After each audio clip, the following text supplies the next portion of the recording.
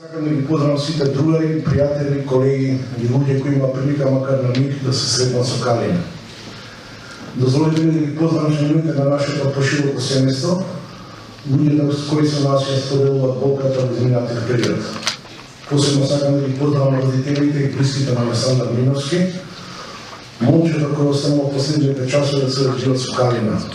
Ачко, како што го викаше Калина, се обидуваше на секој начин да ја заштити и да ја спаси Калина, давајќи дури и делове од својата гардероба, но суровата природа си остори своето. Засега останува нејасно зошто во хаосот што се создаде на врвот на Кајмакчалан, некој е пуштил гласината за наводно исчезнатата мајка со дете и зошто само Калина и Александар тргнале по нив. Како што е нејасно зошто најавената помош не успела да стигне до нив кога тие биле лоцирани уште во раните попладневни часови. И тука би застанало. За да имаме ова литературно дело во оваа форма, би сакал да им заблагодарам на неколку луѓе, на девојки сека нема да заборавам никого. Најнапред на членовите на семејството Димовски, кои ни ги остапија текстовите од порталот МИС како дел од заветот на неговиот основач Маргарита Николовска Димовска, кој што веднаш кога Калина почнува да ги објавува страниците од својот планинарски дневник, се заложи дека овој дневник ќе се објави како книга. За жал ниту таа, ниту Калина не дочекува да видат книгата. Сакам да искажам огромна благодарност до колегите од Нова Македонија, кои се вложија максимално во оваа книга, да биде ваква каква што ја гледате. Тука би ги истекнал секако личното залагање на директорот Ратко Лазаровски, кој за цело време ме потикнуваше да издржам во реализацијата на оваа замисла.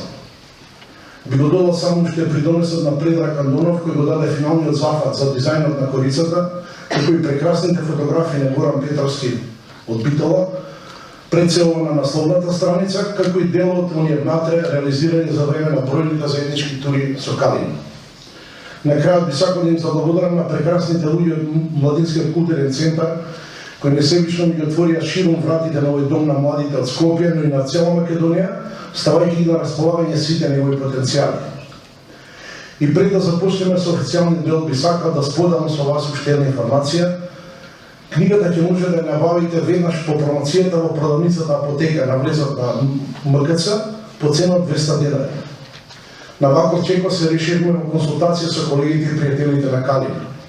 Калина ги сакаше планините и ги сакаше луѓето. Поради тоа одлучивме да сториме нешто што ќе го сочува споменот на неа и на незината страст кон планината, како и на незината љубов кон луѓето со која споделуваше таа страст кон планинарите. Средствата собрани од продажбата на оваа книга ќе ги насочиме онаму каде што тие ќе помогнат во зголемување на безбедноста на планина, за планинарите и за љубителите на природата и на тој начин да остане сочувано сеќавањето на планинарката Калина. Сега ви кажувам збор 2 за благодарам.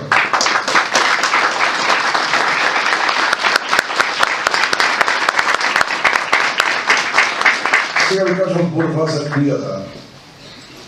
Додека одев по патот си размислував колку километри имам поминато низ нашата земја и колку предели, планини, села, мостови, манастири и џамии имам поминато во овие наши прошетки. А потоа помислив и на луѓето што ги среќавав по патот, кои ми станаа другари од првото здраво и кои кога и да ги видам чувствувам радост и среќа, зашто ме потсетуваат на најсреќните и најбезгрижните денови. Би сакал, ве сакам и ви благодарам на сите. Ова се последните зборови што Калина Велеска ги напиша во дневникот Ден на планинарка, прилогот на порталот МИС, кој таа со многу љубов и ентузијазам го пишуваше од недела во недела, по секоја помината тура низ планините. Сега кога ги препрочитувам овие зборови, во нив како да гледам некој предчувствок, некој лош предвестник, бидејќи во нив гледам последен поздрав, простување со сите знајни и незнајни, недобрени пријатели, другари и познаници.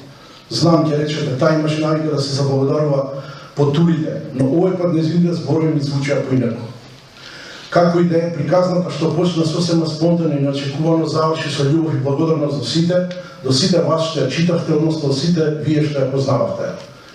Она што го имаме пред нас за читање е само дел од патешествијата на Калина, собрани на едно место, како завет, како аманет, даден во недобројните часови разговори за се и се што, обично околу полноќ, кога ќе најдевме малку време за себе. Како татко и ќерка, но и како другари што се разбираат без многу зборови. И секогаш таа се нудеше за помош. Таа беше подготвена да помогне во барањето излез. А во обратен правец само сакаше да слушне моје мислење. Помош никогаш не бараше. Велеше дека само може да се справи со проблемите, доволно беше што може со некој да ги сподели, да изслуша некој. Еве пред нас книгата да ни го врати споменал на Калина, да се подсетиме кој и каква беше, да се подсетиме на нејзината широка насмерка, на нејзината непресушна љубов кон луѓето, животните, животната средина, кон нејзиното Лазарополе, во кој ги направи своите први планинарски чекори со дедо Сиван.